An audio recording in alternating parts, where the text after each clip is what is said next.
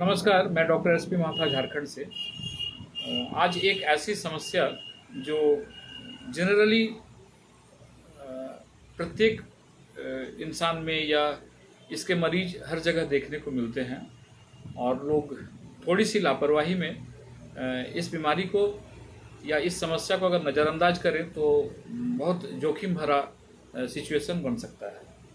हम लोग वॉमिटिंग, कै या उल्टी, बमन किसी भी नाम से इसे जान सकते हैं। इसमें होता क्या है, ये एक प्रकार की इंटरनल एलर्जी है या कह सकते हैं कुछ ऐसे एक्सटर्नल या फॉरेन मटेरियल्स, विजातीय तत्व जिनका आंतों में बहुत ज़्यादा इकट्ठा होना और जिसे हमारा शरीर डाइजेस्ट नहीं कर पाता है या उसका बॉडी में ज़्यादा देर तक रखना बहुत ज़्यादा नुकसानदायक हो सकता है। उसे अपवर्ड डायरेक्शन में या अपवर्ड फंक्शनिंग के द्वारा स्टोमक या ड्यूडेनम में स्थित अनडाइजेस्टेड रफेज को मुंह के मार्ग द्वारा शरीर से बाहर फेंकने की ऑर्गेनिकल प्रयास, जिससे नौजिया, रैचिंग, वमन, उल्टी या वॉमिटिंग कुछ भी हम लोग इसका नामकरण कर सकते हैं। ये कोई बीमारी नहीं है, लेकिन कुछ अन्य बीमारियों का ये संकेत मात्र है।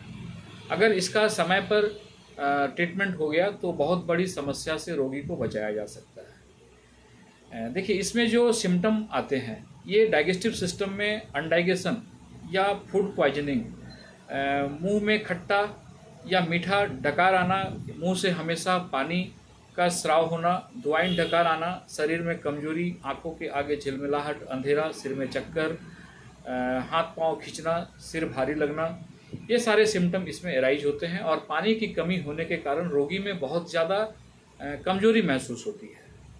इसके जो मुख्य कारण है stomach, duodenum, intestine, liver, gall bladder, kidney, brain, uterus, throat, whooping cough, कुछ भी इससे रिलेटेड और कुछ ऐसे रोग जो इन सारे ऑर्गन से संबंधित हो, उनका कुछ ना कुछ साइड इफ़ेक्ट होने के कारण बाई प्रोडक्ट के रूप में ये वॉमिटिंग के जैसी टेंडेंसी बनती है, जिसमें एक कुछ फॉरेन मटेरियल्स शरीर से बाहर निकलते हैं। इसका जो ट्रीटमेंट हम लोग इलेक्ट्रो होम्योपैथ में लेते हैं, ये बहुत ही सस्ती और सरल और सुगम है। इसका कोई साइड इफ़ेक्ट नहीं होता है।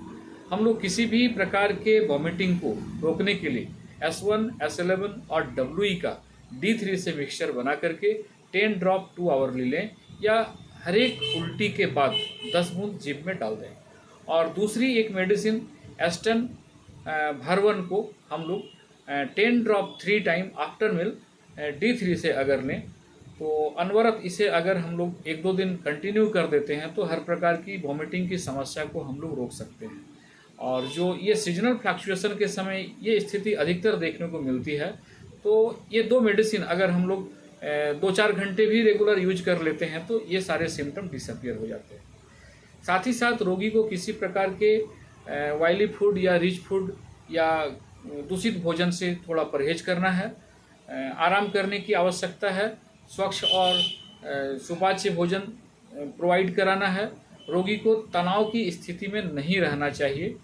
कोशिश करना चाहिए हवादार कक्ष में अपने आप को थोड़ा ज़्यादा समय रखें और पूरी तरह से जब अपने आप में एनर्जी की महसूस हो कि नहीं अब वो ठीक है, तो फिर उसे अपने दूसरे कामों में अपने समय को लगाना चाहिए। इस प्रकार के केस में ज़्यादातर डिहाइड्रेशन होने की संभावना बढ़ जाती है, जिसके कारण रोगी जल्दी सीरियस होने की कंडीशन में चला आता है। तो यहाँ पर नमक, चीनी, पानी का घोल अगर हो तो थोड़ी थोड़ी देर में अगर रोगी को पिलाया जाए तो निश्चित रूप से बहुत ही अच्छा रिजल्ट मिलता है और रोगी जल्द स्वस्थ हो जाता है।